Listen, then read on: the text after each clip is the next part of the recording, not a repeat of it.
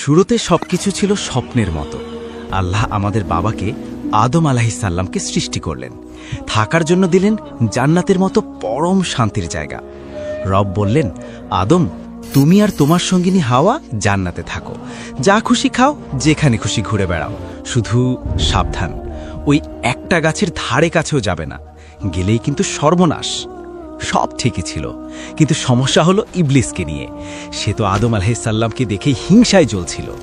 সে জানত জোর করে আদমকে দিয়ে পাপ করানো যাবে না, তাই সে নিল এক ভয়ানক চাল। সে বন্ধু সেজে কাছে এলো। চিন্তা করতে পারেন, সে আল্লাহর নামে কসম খেয়ে আদম আলাইহিসসালামকে বলল, আরে আমি তো তোমাদের ভালো চাই, এই ফল খেলে তোমরা ফেরেশতা হয়ে যাবে কিংবা চিরকাল এখানে থাকতে পারবে। আদম আলাইহিসসালামের মন ছিল শিশুর মতো পবিত্র। তিনি ভাবতেও পারেননি কেউ আল্লাহর নামে মিথ্যা কসম খেতে পারে। সেই সরল বিশ্বাসে তিনি ধোঁকায় পড়ে গেলেন। যেই না নিষিদ্ধ ফলে স্বাদ নিলেন, সাথে সাথে সব বদলে গেল। জান্নাতি পোশাক শরীর থেকে খসে পড়ল। এক মুহূর্তের ভুলে নেমে এলো বুক ভরা লজ্জা।